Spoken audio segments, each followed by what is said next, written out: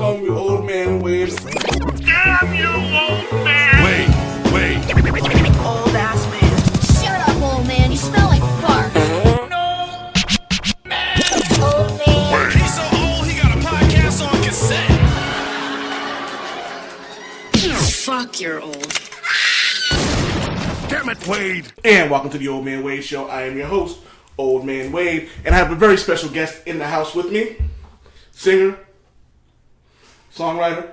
So I put my James Lipton voice on. Singer, songwriter, guitar player. Yeah. His album comes out June 8th, I believe. First. June 1st. I should know this because I pre-ordered it on iTunes. But I'll still be telling people it's out on June 8th, so that's good. Will Dailey. Good evening. What's going on, man? Good morning. Thank you for coming on. My pleasure. So, what do you want to get into first? There's a couple of things. I do want to talk about the album, but there is a debate we've had, and we haven't finished. All I want to sing is the theme song from Karate Kid. Go ahead. You're the best around. No one's ever gonna bring me down. So, but on my way here, I told you I heard that whole special on NPR about it, and I watched the first episode, like one of those like late night. I'm gonna watch this on my phone thing because my brain is spinning too much while I'm trying to fall asleep. And I watch it, and I'm just thinking, what is it that we have this nostalgia thing, and Roseanne can come back, and all these things can come back, and people just keep recreating these stories, and what is it? Is it because part of me thinks it's like the normal cycle of things that, all right, when people were young, 20 years later, when they're in a power situation of 35, 45, 55, they are the content creators and they're in control of creating these things. And so they bring back what they cared about. Yeah.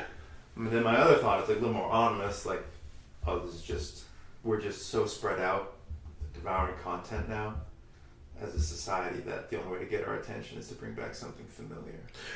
I think it's a little bit of column A, a little bit of column B, because in one sense you have a show on Cartoon Network, a regular show, and the guys who wrote it are all guys who grew up in the 80s and 90s. So now, granted, it was set in present time, but all their references were all like 80s hair bands and 25-cent arcade games, and it kind of gives you like a warm feeling of, like you said, nostalgia. But you also get the guys now who are in control of all these shows, and they're like, you know what? I kind of like Cobra Kai. Let's make him the star of the show. Make him the quote unquote the protagonist of the series. Mm-hmm. So it's kind of a little bit of both. But I also wonder, like when you talk about Roseanne and all these other shows, I think that networks are scared to try things new. Yeah. You know what I mean? So it's like, okay, well, let's see what would happen if we started putting out videos of old Roseanne shows, and if people eat that up, Whitney Cummings gets a hold of it, Roseanne's a hit again. Yep. So it's a little bit of both, actually. Because the fresh stuff is kind of like on HBO or Netflix or... Yeah. Well, Netflix has Fuller House. Jeez. What the hell is that? I don't know. It was funny. So he's like, oh, they have them. Like, no, they got Fuller House. And what was it? Girl Meets World now? So it's like the cast from Boy Meets World, now they're the adults. And apparently that's a hit. I have an awesome idea for a MacGyver movie that I'll tell you about when the mic is off. Okay, good. So save that on there because someone will run with it and on there, and 2 days later you're like, oh, come on. What'd you think? So what'd you think of the first episode? I haven't watched it yet. Of the, I mean, I enjoyed it for a minute. I just, at the end, I felt overwhelmed. I'm like, why am I gonna watch a whole series of something that is just kind of pulling on my nostalgia strings, but at the same time, they redevelop your perspective of the films by having a little bit more affection for Johnny. It's seeing things from his point of view of what went down in the first Karate Kid. I also think that's the thing now where the villains they're trying to make more sympathetic villains. Yeah. I don't know if you've seen Thanos. Yeah, I was just say like Thanos, Killmonger. Killmonger, yeah. Like, you know what I mean. So they kind of make you want to feel bad for him. I think it started back when FX did The Shield, and you wanted to really hate Vic Mackey, but you're like, you kind of want to see him succeed. Then you fast forward to Walter White, saying the same thing. And that new show Barry, which was phenomenal. The Bill Hader. It's on HBO. Oh, I've seen previews of, and Bill Hader's one of those comedians who I never think will get the credit for being as good as he is as an actor. And he's not even funny in this one.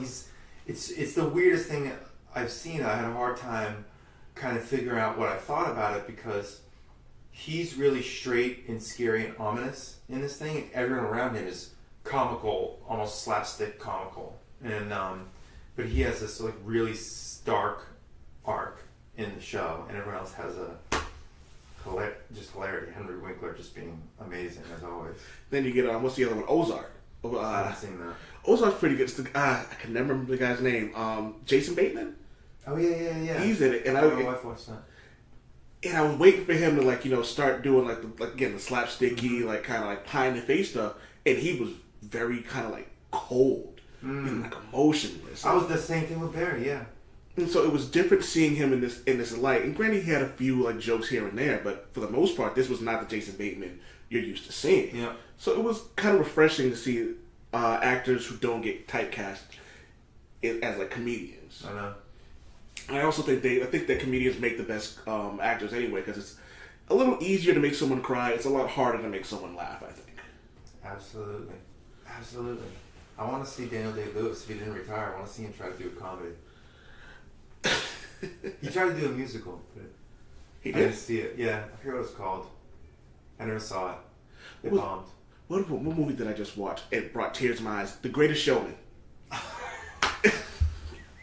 That movie brought tears to my damn eyes. and Descendants for grown-ups. Yeah, that's exactly what it is. Yeah. But I'm sitting there because Maria, my wife, wanted to watch it, so she was like, "Oh, we should watch something." Okay, I enjoy musicals, and I'm watching this. It's very powerful. Like everything about it is just made to overpower you. Yeah, With the hooks and everything. Yeah. I never even thought about that. It's just from the moment the music hits, it's boom, boom, boom, boom. So it's almost attacking you in a sense.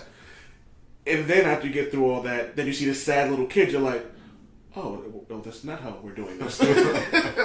But I thought it was a great movie of triumph. You know what I mean? And then I'm Googling this and okay, so the guy who did Barnum and Bailey, he had to be a jerk, right? And then you find out he was beloved. So I'm like, oh, so they didn't really have to embellish too much to make it a movie. So that the only thing embellished is that they had no romantic thing. Him and Lynn. Yeah, I found that out after I looked it up. So I was like, and so I told Maria, she was I love that actress. I love her in the Mission Impossible movie. I've never seen any of those. Okay, can we keep a list of notes here, things we need to go over? Oh, yeah. You know what? It's funny. I think I actually let's pause there because, oh my god. All right. Pause here, go back, watch them all, call it a day. But it also goes into going back to how I felt about Cobra Kai.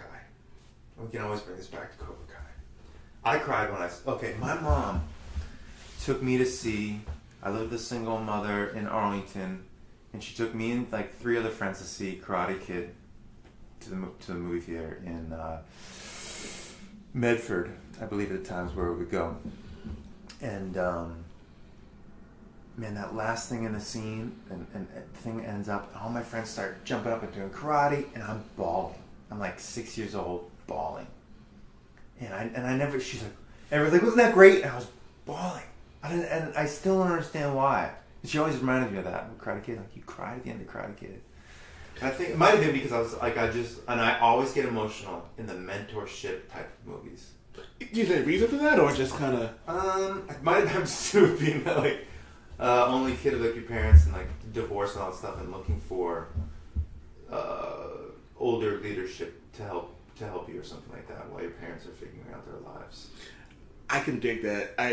It's funny, for me, it was my grandmother for about 4 or 5 years, and even now we used to go to the movies, and everyone goes, "You go to the movies with your grandmother?" I go, "Yeah." We don't go see Driving Miss Daisy. The first movie my grandmother took me to see was Serial Mom. It was me and her, my aunt, her daughter, and I could not stop laughing. Then so usually we had a rule. It was a cartoon, there was action, there was cut, and there was cussing. That's what it was. But I remember this. She took me to see one of my favorite movies to this day, Finding Forrester. And I'm a writer, and even back then I was still kind of she was trying to get me out of the mindset of having to be an athlete. My father was play basketball, play basketball, play basketball. But my grandmother always like reminded me, you don't have to do that. You can do more than that. And when she found out that I wanted to write, she took me to see this movie. And that's one of those moments where like watching this movie and then like getting so angry at the professor who's trying to tear down Jamal. Like I still get emotional at that, and I still get angry even though I know he comes out on top. And even when Forrester, dies at the end, I know it's gonna happen, but it kind of still hits me because it's you understand it. What I mean? Having somebody who like sees more in you than you do. Yeah. You have a powerful connection to going to the theater because of your grandmother, because of the stories. And it's funny, like new movie theaters now are completely different from when we went there. Like I miss I still miss sticky floors. Right. You know what I mean? It's disgusting. The chairs are too comfortable. Yeah.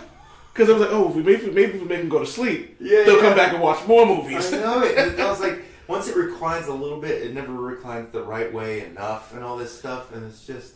There's too much distance between me and the person I'm going to the theater with. Like I love to like hit somebody, Like I would go to John Wick with my stepson. I'm like having like whack him. I love that, and I have to like lean over. Yeah, I love that, and so I sometimes miss that too. When you go to Coolidge Corner, you ever go to Coolidge Corner? Is that the one when they usually like they randomly put all these like older movies out sometimes? Like, the 80s and 90s. I saw Dunkirk on 70mm film there, and it kind of corrected my soul as like to the theater experience, because so much of modern cinema with like, you ever like seeing the movie where they're panning and you just can't focus? Yeah. Like on the like it's usually a CGI scene, you can't focus on it, And Dunkirk on the 70mm was stunning because it's less frames per second, and it just kind of seeps into your eyes like a dream.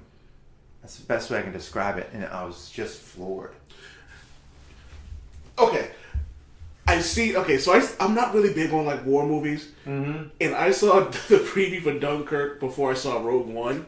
Right. And I'm watching this going, oh my god, this looks like the most boring thing ever. And a buddy of mine who, he says, if you sit down and watch it, you'll enjoy it. Mm-hmm. But he also said the same thing you did. He saw it on the 70mm. Yeah. And he said it was absolutely amazing. And he just goes, unfortunately, some movies just look better on film that way. And I was like, So eventually I'll give it a shot, but it was just... It's a strange movie, too. Like, the narrative is strange. It plays with timeline. You're not really, like, following a story. The story is what happened at Dunkirk. Yeah. And it's just shot beautifully and told with enough... really, like, it's almost like a ticking clock starts when first frame and it never stops. Why do we feel the need to have so much in these movies where something so simple as just like telling a story is so much better? Yeah, I don't know. I mean, I thought that movie was executed beautifully and didn't try to be too much. I think it accomplished exactly what it wanted to. It just kind of gave you just a quick window of what it might have been like in those 2 or 3 weeks being stuck on a beach and with the enemy just creeping down on you. I don't know. I mean, back to Cobra Kai. How much can we deal with right now? I mean, I didn't watch TV at all until I was like 25, 24. And I moved in with some people in Los Angeles, and they had Taco Tuesday 24 night. The show 24. I was like, what the hell is this show? It's stupid. And it's like, then you had this camaraderie of everyone having like this silly night, like this kind of sarcastic night where they really cared about this show that was ridiculous. But then I was like, oh, this is kind of a cool show, and it goes minute by minute. And then I thought about the creation of it and how they're doing it and writing it and just enjoying it more. I always love movies, but now there's just so much content. And I see something like Cobra Kai. I'm like, I'm not gonna give my 4 or 5 hours of life to this right now and like pay YouTube $10 a month now and pay this thing $10 a month now and this thing. And there's just so much great content out there being made. Which goes back to your point of like that's maybe why the big networks are bringing back, their home run hitters. But it's funny you get these like the streaming services like Netflix and like I don't watch live TV anymore. Like I usually wait. Like if it's on demand, I'll catch up with it and watch it. But there's also a bunch of shows out there that I really enjoy. Like I enjoy Superior Donuts because it's a throwback to like old 80s and 90s shows. Has a laugh track, the silly characters, the will they won't they vibe. Right. But it still hits a lot of political points. But it hits points for like whether you're black, white, Spanish, Muslim. There's a cop on there who constantly has to defend herself to this young black kid who they're in Chicago. And so, like, it's kind of like the kooky, like, he learned something, she learned something, but like I miss that, and there's not really a lot of that anymore. And it's like it's like they film it in like a donut shop, you know what I mean? So it's like I'm only gonna give my time, like you said, like I work 8 hours a day, my commute's 2 hours, I got writing I have to do. It's like I don't need, and then like you said, you watch something and you start picking it apart. You're like, oh, why was it shot like that? Why'd they write this joke? Yeah, and you know what I mean? I'm like, I don't care enough. You know what I mean? Right. So now for me, like, I get joy in binging stuff now. So we just finished watching. I think the last thing we watched was Crazy Ex-Girlfriend. And a couple of buddies of mine said you have. Is that from CBS? CW. CW. I think it's CW. Yeah, it's the same company. Yeah. My friend did the music for that. It's so good. Yeah. And so a friend of mine goes, "You should watch it. You really appreciate it." And I'm like, eh. And then the more I get into it, the more I really liked it. The more I really appreciated like the music behind it. Because even though it was really goofy, it didn't take anything away from the story. It actually added to the story. Yeah. And then as it goes on, it gets into like this. Have you seen it yet? I haven't. Are you gonna watch it? I don't want to spoil it. I think I have to now. Yeah, you're lighting it up. I got to. And so, and I'm not gonna lie. The first like 4 or 5 episodes, I'm like, I'm not gonna. Right. So Maria's watching it, and I'm typing, and something would happen. I'd look up and I'd giggle, and then I'd go back. You do that thing, be like, wait, so what's happening? And yes, like you should be watching. She did that with me on Grey's Anatomy. Yeah. I have a love-hate relationship with Grey's. So who's that person again? Yes. Wait, why is she mad at him? She's like, just watch the show. Watch the show or don't watch the show. And I'm like, or I could just randomly ask you what's going on. But so it got to there was a turning point in the first episode where she's on a bus, and someone said when you get to the episode with the bus, it'll completely change your mind about it, because you really start getting into like why she is the way she is, and they're only doing, I think the 4th season coming up is their last season, and I like shows that know this is where we stop. Yeah. You know what I mean? Like The Wire, 5 seasons, we're done. What's the other? The Unbreakable Kimmy Schmidt, they're doing 4 seasons and they're done. Breaking Bad.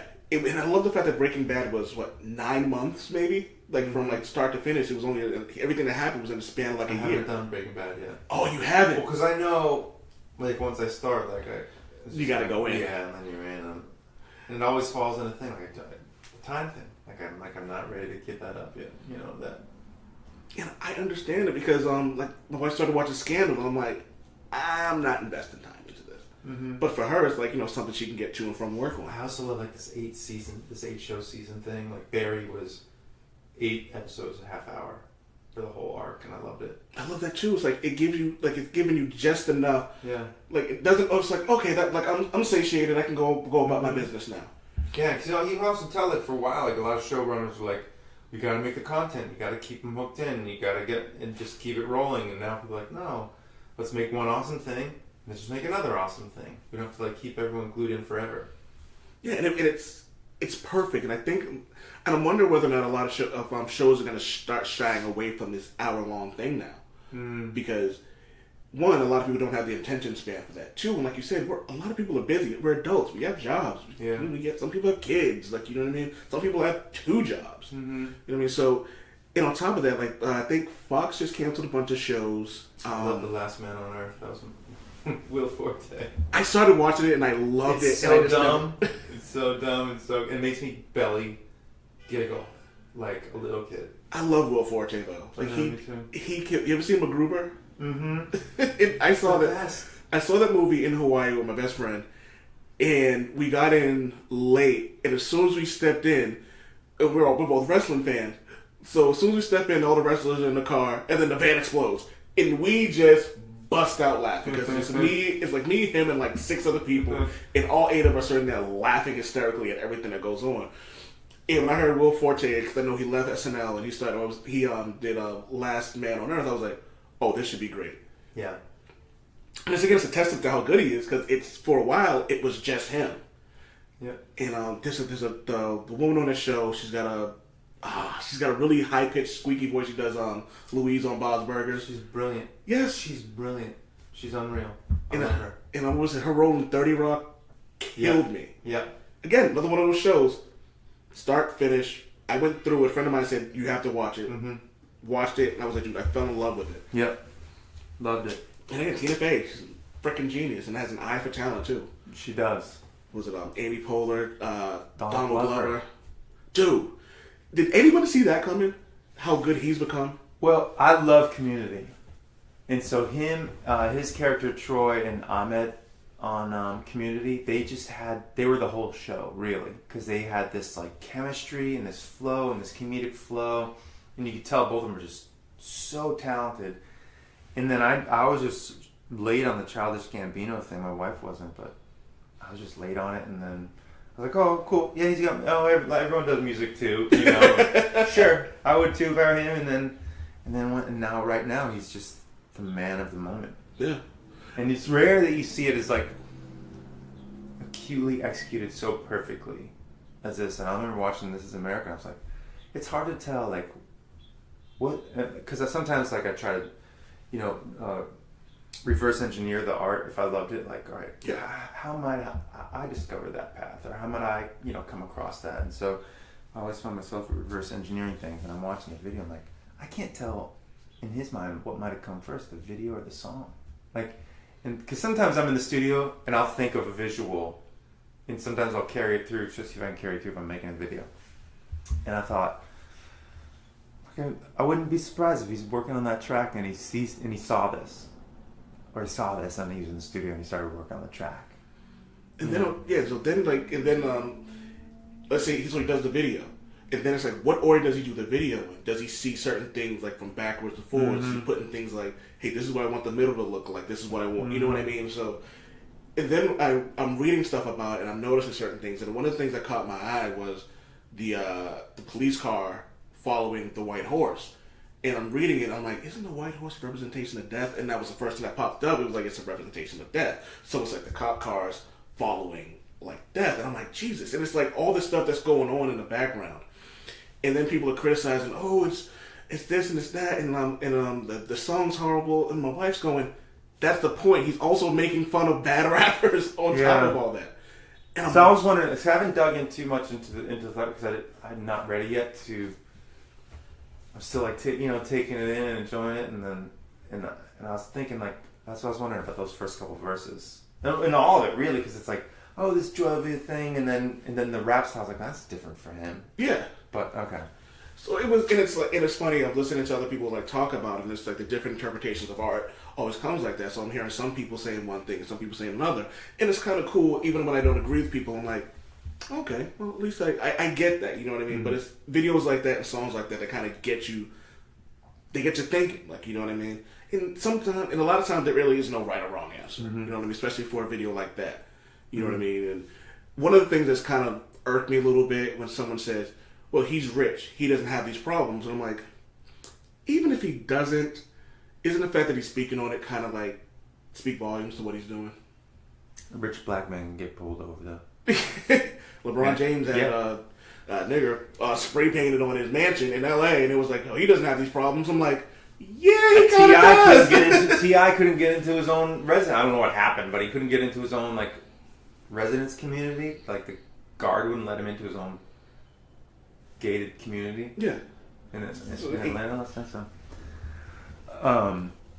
But yeah, I mean, and then the Lando thing, and they're, he'll probably get like a Lando standalone film. Oh, they've already pretty much all but said he's getting his own Lando standalone. What do you think about the movie? Do you think it's going to do well? I'll come back here when I see it, but I think it's going to be my favorite Star Wars movie. Really? Since the originals. I just feel that way because it looks like here's what I say about Star Wars. The best time to be a Star Wars fan was right before those 1990s touch-ups came out. When you're waiting in line. I remember waiting in line in the movie theater with my friends and thinking, oh my God, they're going to have like new scenes. We're going to get new information. And we're ready to watch New Hope again for the first time. And you go in, you see this like stupid Jabba the Hutt and these things. So and Han didn't shoot first. Yeah, and all this stuff. And then it just got away from that place in your head where what Luke did so well is create this world where your whole imagination could go in and have all these adventures and see all these different creatures and things and all this stuff. And then it just became, I guess for lack of any other descriptions, just too much after that. I mean, then obviously the prequels and all that stuff were just an example of how to make a bad movie. Yeah, it was like simplicity was one of the things that made the movie great. Like, yeah. You know what I mean? Like, one of the things we watched, I watched Last Jedi, and I enjoyed it. People like crapped on it. I enjoyed the risks it took. I liked it for all the narrative risks it took, but as some execution things and like the editing and the timeline and some other stuff, I just didn't care for it in the long run. So I get the timeline. There's a lot of some of the timeline really irked me. Like, and it was almost like, I think what bothered me about the timeline was like they kept making it a point to say 2 hours before this, 6 hours before that. I'm like, if you stop talking about it, we wouldn't be thinking about it. Like, you know what I mean? And I'm looking at it going, if you just give the countdown like right before something major happens, then you're fine. But it was almost like shields at this %. They have this much Almox, and I'm like, we don't need that. But from an editing standpoint, what issues did you have with it? Well, I would have taken out a lot of the jokes just because they were like, and it's time for a joke, hold on, right now, kind of vibe. Not so much like I care about him drinking the milk or anything. It's just like, oh my God, these are beats that are spread out so much, like almost evenly, that now I'm just like distracted by the expectation of them arriving.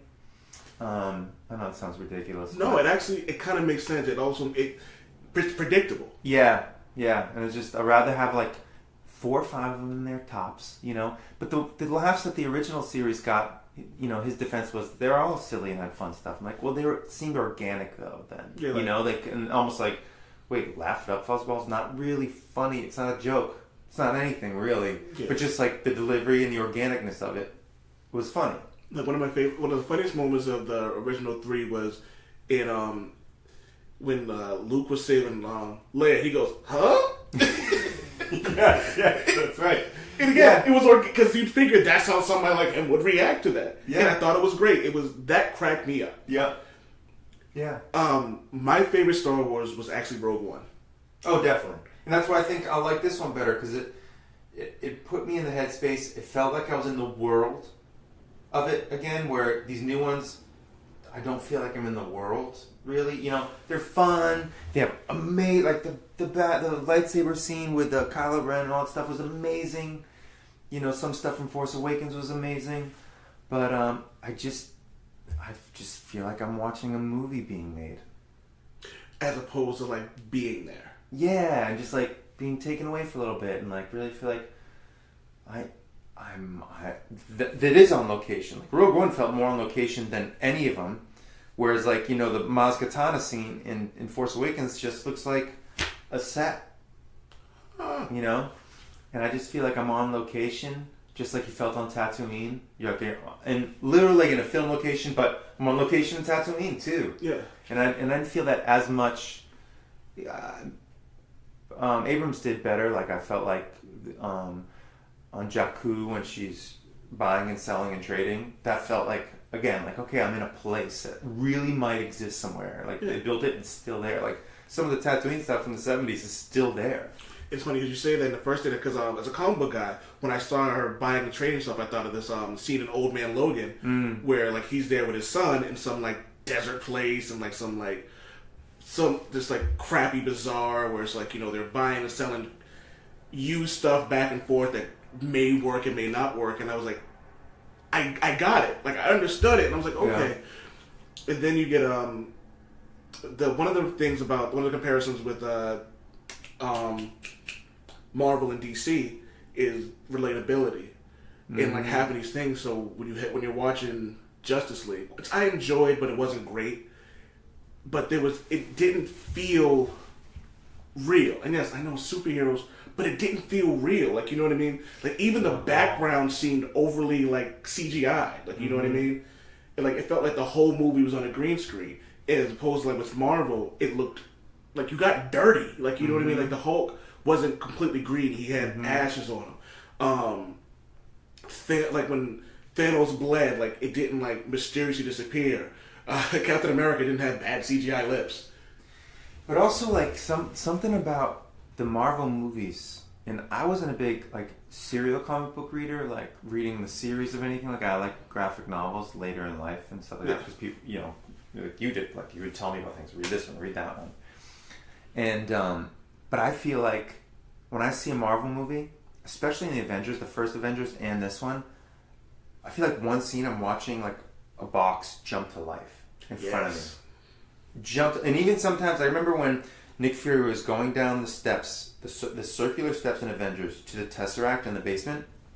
The way the camera was up here and the two characters walking down the steps, like that's just a shot right out of a comic book, and it comes to life. It cuts to the next one, tells me something. Awesome action scene, another great classic comic book shot, and the Russo brothers did that, I thought, amazingly with this last Amazon movie. And I love that. And the Justice League doesn't even nail that at all. Justice League's just kind of like they're lack of trying leadership. too hard to make a movie. Yeah, lack of leadership, trying too hard to catch up, bad acting.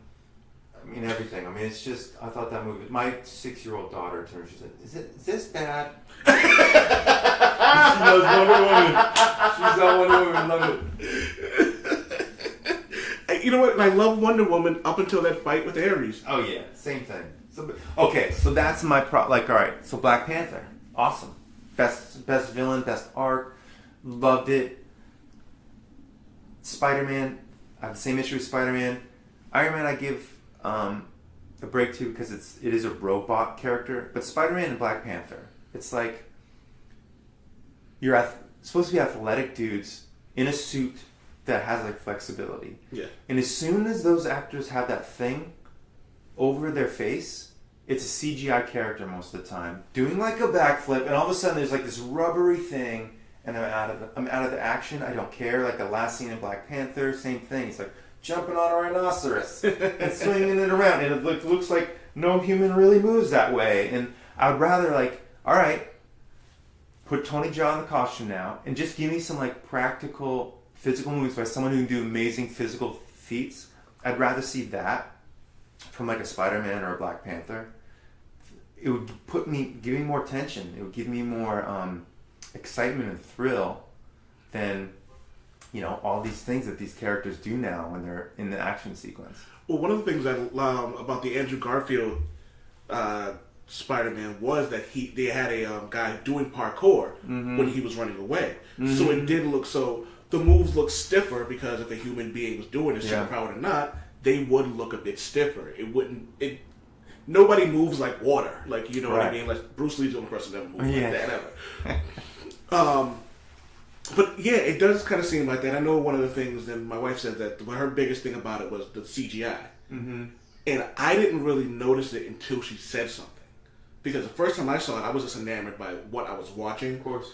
But then I watched it again, and I'm like, oh, okay, now I see what she's talking about. It's like the rhinoceros scene, and like when he runs up the building and he jumps on the car, all great, the way they're dreamed up, and everything like that. I love like the goal of the scene and what they decided to do. It's just like, and I get sometimes you have to do it for some grandiose kind of move, but I'd rather just see Black Panther go into a room. Like one of my favorite Batman scenes ever was Batman vs Superman when he just runs into that and just when he busts into the warehouse and just like slaughters the dudes. That was like stiff. 1, 2, kick, punch, slam, battle rank. Everything was no dude in a suit, no CGI. A dude in a suit doing it, edited well. That was like one of the better Batman action scenes ever. And again, you move back up with Bane versus Batman in Dark Knight Rises. Wow, I can't remember his name. Michael Keaton in the first couple of Batman movies. Yeah. It was almost. it's calculated. Like, you know what I mean? So, and I liked the Black Panther scene. I liked the first chase, the car scene. The fight with him and Killmonger, it was okay. Like, you know, it wasn't anything around. I'm over any kind of scene like that now with any characters. I mean, it's so prevalent in all of them. But it's funny because I kind of forgot that every time I've seen the movie 3 times. And the second and third time I watched it, I forgot that there was a fight because Okoye was my favorite character in that movie. So the fight they had was great because, like you said, humans, people, no costumes, just a bunch more of tension. Yeah. So, but then again, it does. And now that you say that, now that that's all I'm going to be able to think about. right. But imagine if in like the next Spider-Man movie, the dude puts on the thing, Hamilton, whatever his name is, Tom. What's his name? Hiddleston?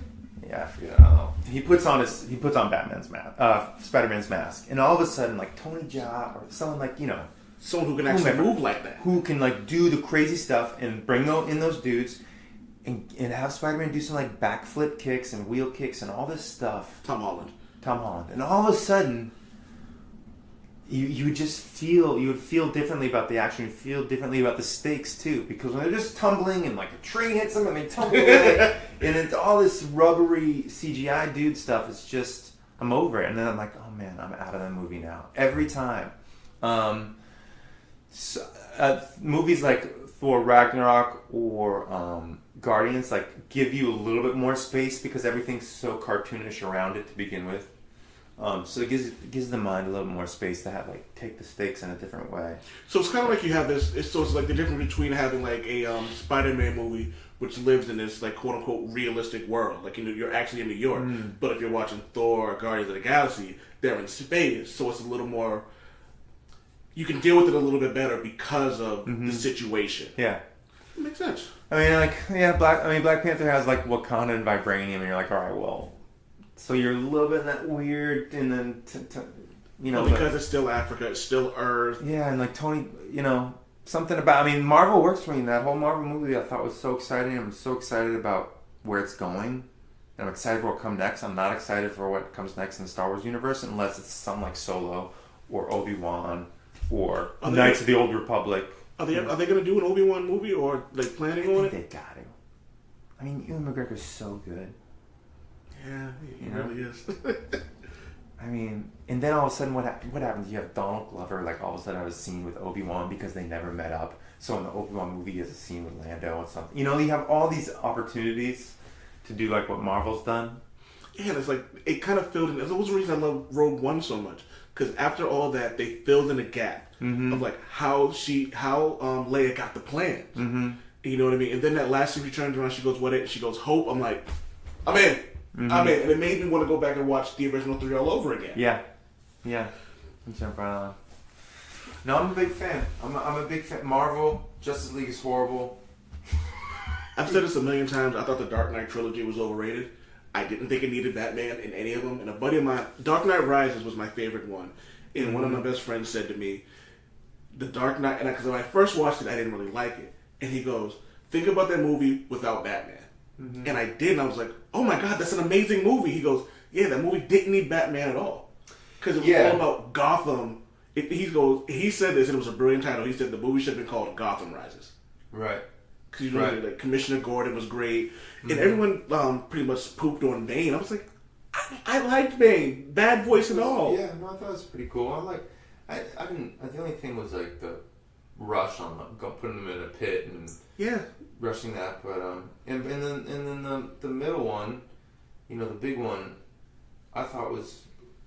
I remember being like the first movie I saw in a long time. I was like, I don't know how they're gonna beat this bad guy. Yeah. I don't know. Joker really has the upper hand, even in this movie right now. I don't see anyone beating him. And it's funny if you take Batman out that movie. movie. You have to use technology and cheat, just like just like everyone's doing that with Cambridge Analytica.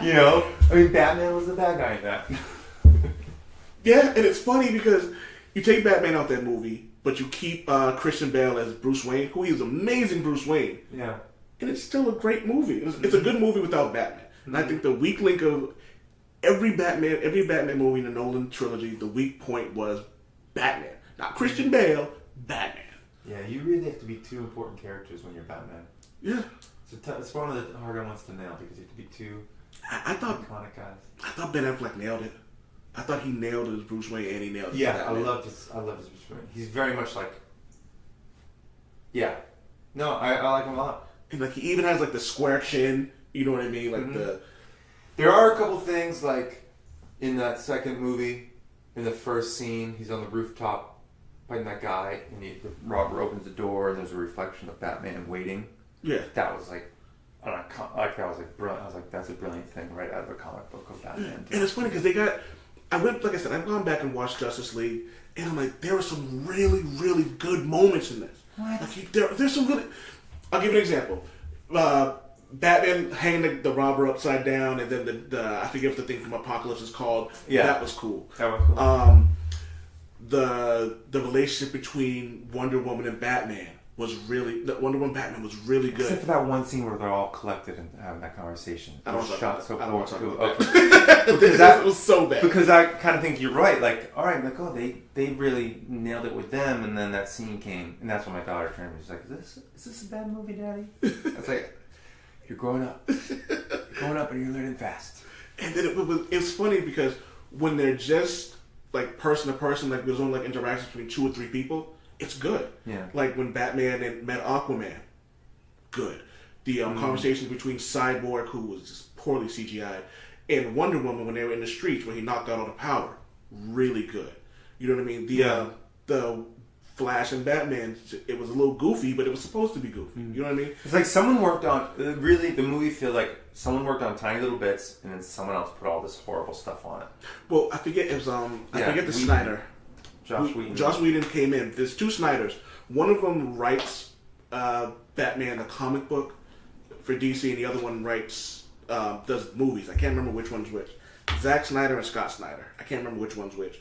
But he went in and he was the one who did Batman v Superman. And he also did some of Justice League, but unfortunately, I think his daughter passed away, so he had to break off of that. So Whedon came in and did the touch-ups. So I'm wondering what he touched up, like, you know what I mean? And who knows? What's the phrase? Too many cooks spoil the pot. So maybe Snyder's idea was perfect. You know what I mean? Mm-hmm. And then but Whedon comes in, who I think is great, but having his parts to it, maybe that's what ruined it. You know, for some people. But I think people are overcritical of the Batman, the DC movies. But I think they also kind of do it to themselves sometimes. There's only one thing that DC can fix all this: make Red Sun. You ever read Red Sun? Is that when he lands in Russia instead of? I've heard of it. I've never read it. Just restart the whole thing. I love stuff like that. Superman lands in Russia instead of Kansas and grows up communist. I'm listening. Batman is a rebel in Siberia. Wonder Woman is in love with him from whatever island. Themyscira. Yeah. I forget how the Green Lantern plays into it, but they all play into it in some weird way of Superman growing up communist and what happens to his mind. He's still thinking he's doing the right thing and for justice, but as a communist. And it's phenomenal. I love it. And it would just be the weirdest thing. It could be this amazing, just like middle finger to like, all right, skip the whole world creating thing. We're gonna tell this one amazing story that's gonna blow your mind, and that's just change everything. Yeah, and that's where the comic book, the cartoon movies, they get it right because they're like, just again back to our conversation about serving sizes. Yeah. They give you Flashpoint gave you an hour and a half or something. This is what happened, and there's a bunch of stuff that happens in between that, but that doesn't matter. We're going to give you what matters, and then they're done. Then they do this other one that's based off of, it's called Doom, Tower of Babel, I think it's called, where Batman has a plan to destroy everybody in the Justice League, but a villain gets a hold of it. It's they could do 3 movies off of that, but instead, but instead just hour and a half. You're trying to catch up to Marvel, or you're trying to be Star Wars, and if you're trying to be that, you just kind of it's like. I always say, like, either in music and also in business, like, don't try to be Coke. Coke is already Coke. You know? So let them go do their thing and just tell amazing stories. People are like, oh, I'm tired of Marvel and this long thing, and I don't want to watch Infinity War because I didn't watch the other 18 movies. Well, you can just go see a DC movie and just enjoy this great story, and it's done. You don't have to invest years of following along. Exactly, and it's funny because benefit them. even if you've never seen a Marvel movie, they did such a great job with giving you just enough information in Infinity War that you're like, this is what it is. You don't need to know anything else. It's so well managed, and my friends are like, I can't stand superhero stuff. I'm like, as a work of art, just appreciating the work and the artistry and the fun and the visuals and just the fact that they pulled this off is amazing. There's also a word you use, fun. Yeah. I don't know if people can go to the movies and have fun anymore. I seen one of my favorite action movies, and it came out last year, Hitman's Bodyguard. Was it good? It was so damn good. It's on HBO right now. We watch it now. We watch it. Oh man, it's exactly what you would expect from a movie with Sam Jackson and Ryan Reynolds. It seems like an early '90s movie. Yes. Like Last Boy Scout or something like that. Like that kind of vibe or something. Like that. Yeah, but it's actually, what was it? Remember I said, I think in our conversation I said Suicide Squad would have made a great '90s movie. Too bad it wasn't done and you said too bad it wasn't done in the '90s. Yeah. Hitman's Bodyguard is a '90s movie, perfectly made for 2017. Mm-hmm. And it's funny, I rented it a bunch of times and I just like, why am I renting it 8 times when I should just buy the damn thing? So now I have it on Amazon and I can watch it anytime I want now. Oh, yeah. And it's so good. Like, they're making a sequel. I can't wait. It's like the Hitman's Wife's Bodyguard or something like that. Yeah. You know, all right. So let's get to the punch here. Well, no, for the real punch. You haven't seen Mission Impossible? You've seen Hitman's Bodyguard 15 times? I've never seen any Mission Impossible movies. Not a single one? Not a single one. Alright, the coolest thing up until this new Mission Impossible movie was that it was a different director each time.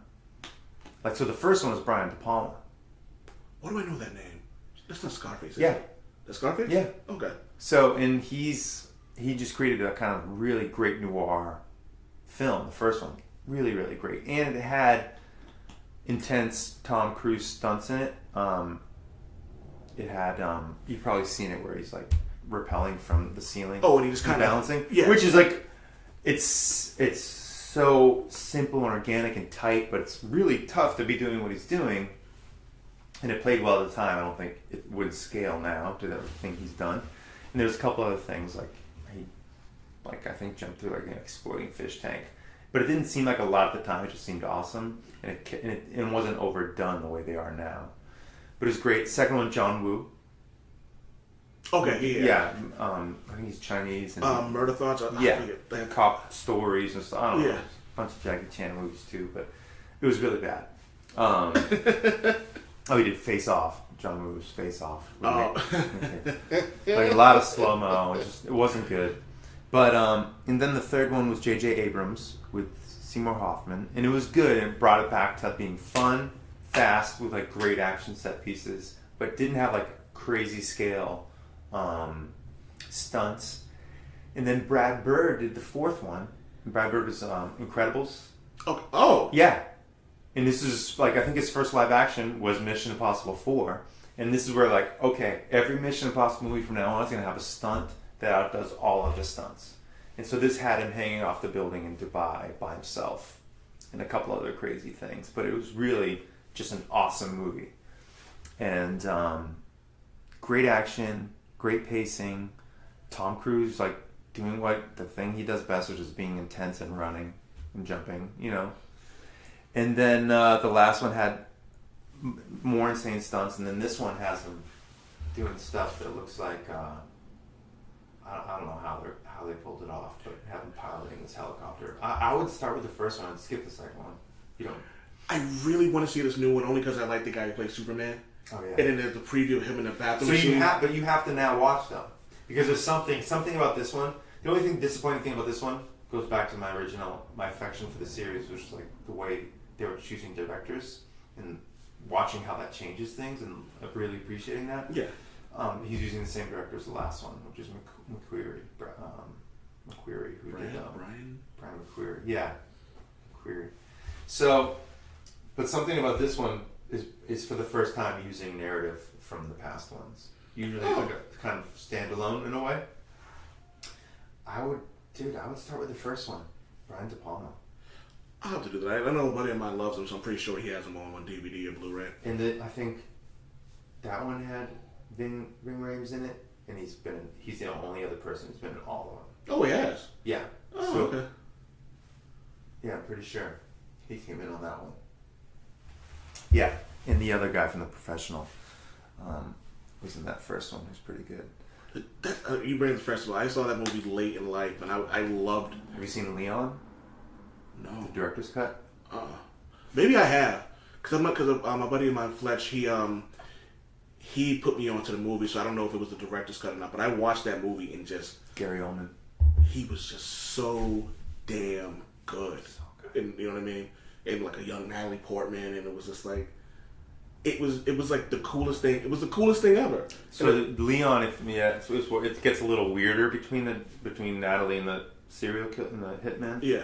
In it, and it just has like maybe I think not like 15 minutes, but I think it was the French cut because it's Luc Besson. Okay. It's the director who did like Fifth Element and stuff like that. Great movie. Great. Lilo Dallas multipass. Oh my god, she's amazing in that. She was never that amazing in anything else. I mean, she's great. I haven't seen her. I haven't watched the Resident Evil movies, but They're good. They're fun. They're not nothing like write home about. You know what I mean? Like, but if they're on, they're like, oh, cool. No, you know what's gonna be awesome though? What's that? When they make The Professional 2 with Natalie Portman as an adult. They're doing that? No, they got to. They got to. They got to. What happens to that little girl when she grows up? Yeah, because at that point, like that, she's in the perfect time of her—not the perfect, but like the prime of her life, where she decides what she's going to be. Yeah. And she grows up around a guy who's like probably one of the best assassins, if not the best assassin in the world. Yeah. So what would she become? Then she went to an orphanage after that. At the end of the movie, she went to And an Lord knows what happened to her in that orphanage. Yeah. I would love to see that movie. Someone make that happen. Yeah.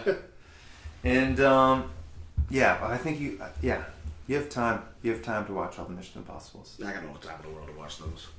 All right, so I got a question. Sell me on Mad Max. Because I watched that movie and I was bored to tears. Really? And let me say, You didn't think it looked beautiful? I thought Colors and the. I thought the colors were great. I thought it was visually amazing. Mm-hmm. But just like Batman didn't need, just like the Dark Knight trilogy didn't need Batman, that movie would have been so much better without Mad Max. Give me more Furiosa. Give me more of her story. Give me more yeah.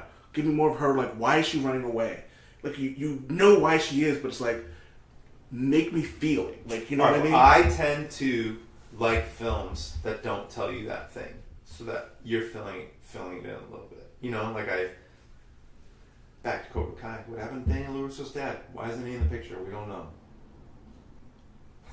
I got always bring it back to Cobra Kai, but I tend to like that when things aren't answered. You know, which could be the other bad thing about all these Star Wars movies coming back and like showing you the Kessel Run and all these other things. Oh, they're actually going to show the Kessel Run? I don't know. I don't know. But you know what I mean? Is that I just don't. I want experiences that let my mind go to work afterwards. Okay. And that's why I like Mad Max too, because there's not a lot of expositional dialogue. There's not a they go one direction and they come back. And the act of doing that is sometimes just an example of all of us. Like, we're children, we think, I'm going to get the hell out of here. I'm not going to do what my parents did, or I'm not going to make the same mistakes as my ancestors or as the grown-ups did. You go out and you escape, and you go out and there's just a bunch of dudes in this desert land on stilts, and you're like, fuck that, I'm coming back. And then all of a sudden you come back and you're in charge, and you're the grown-up. And that's why I kind of love Mad Max. You're going to make me go back and watch this damn movie in a different light now. Okay, fine. I'll go back. I actually have a friend of mine who told me I need to watch it. She goes, just watch it. Don't think about it. She goes, just watch it. The choreography, those action scenes, the practical effects of all those cars blowing up for real, and in this day and age is refreshing. The fight scene when they're all chained up together with the gas tank. That was actually yeah. damn good. So even though those small scales that work, but just the idea, I talked to plenty of people like, they just went there and back. It was just like a road movie. I'm like, have you seen the first Mad Max? Like, that's a horrible movie, but it's a great B movie, you know? Yeah. And old boss, new boss, same as the old boss kind of thing. Love that phrase, by the way. Right. It's funny how much I've actually heard it over the last few weeks. Yeah, I don't know if Pete Townsend from The Who came up with that, or if he got it from somewhere else. So. It is funny you say that, and one of my favorite movies, actually maybe my favorite movie, is V for Vendetta. And you know what happened to V, but you don't know a lot about him. Exactly. So and like you say that that was the first thing that popped in my head. Yes. It was like all you know is why he does what he does, but you don't know why. Like you don't know what happened in between this. So you kind of have to fill this stuff in yourself. And I'm like, and now that you mentioned it, like that does add to the allure of who he is. Also, like same thing with the Star Wars prequels. Like everyone's like, "Oh, the kid sucked," and I was like, "Well, it's almost just that." Too, it would have been better if they just started with Anakin and Obi-Wan in school together or something. You don't have to know, like, okay, how was Darth Vader conceived? All right, now we know how it's just too much, and then it's not interesting. And there's no gray area, because we all exist in gray area. So when the story doesn't leave any gray area in there, like, I don't know myself 100%. I don't know everything, I'm still surprising myself about myself, hopefully, because I'm always growing. Yeah. So I have gray area, and I always want to have some gray area to sift through. So a story needs to have gray area, and that's primarily where the things like Star Wars prequels get it wrong. So I'm going to tell you everything. And what was it? And again, you say that now, keeping with Star Wars, the theme. So Episode 3, when Anakin went to the dark side, there wasn't a lot of explanation. You just knew that it was almost like beat into him. And then one day you see him, his skin turns a different color, his eyes turn and turn up, and then it's so like the mystery, like you don't need to see him kill the younglings. All you know is that he did it. And so so adding the mystery and leaving the allure of it like unknown, I guess that does add to actually a lot of movies actually. Yeah. All right, you've convinced me. I'll go back and watch it. I'll watch it with new eyes, and I'll just sit back and I'll kick my feet. There's a black and white version of it too. I actually might enjoy that a little bit better. I think. I might enjoy that a little bit better. I've tried to find it, and for a while it was on TV, and the listing would say Mad Max Chrome, and I was like, yes. I mean, I watched movies so many times. I would record it, and then it would be the colored version. It was like tormenting me. Like it was haunting you specifically. Yeah, they just had like a program listing issue, and. Like you'll never see me. I know. And what was it? There's a black and white version of Logan. Oh really? And I haven't bought it yet, but that was fabulous. Again, another movie that hit me because I'm a big Wolverine guy. He's the guy. Wolverine was a character that got me into comic books. Yeah, I remember you yeah. And it was the first time I think they got the Wolverine character right. Absolutely. Because it was funny. It took them all they had to do was go from a PG-13 to a rated R. Yeah. That's all they had to do. You have knives that come out of your hand. You have to be a rated R film. Yeah. And it was funny that the very first scene, they let you know, this is what we're getting into. So if this is not the Wolverine you want to see, leave now. Because it was like, it bothered me that like he never bled when he popped his claws. And I'm like, there's no way that's not possible. Like in the comic books, he has on, like if he doesn't have the gloves on, the artist usually there's some type of blood coming out of his hands. Unless he's wearing the gloves, then the blood's in the gloves, blah blah blah. But again, like you said, this knives coming out of his hand. Like he's not hurt. He's not hurt you guy. He's Wolverine. Like he's a killer. That's what he does. You know what I mean? Like it was when Deadpool. It was like it's gonna be PG-13. I'm like, oh, this is gonna be awful. And then finding out Ryan Reynolds was like, this movie has to be rated R. It can't be anything else. Right. And then they made it rated R. And I'm like, oh, and boom, success. Yeah. Damn it, Wade!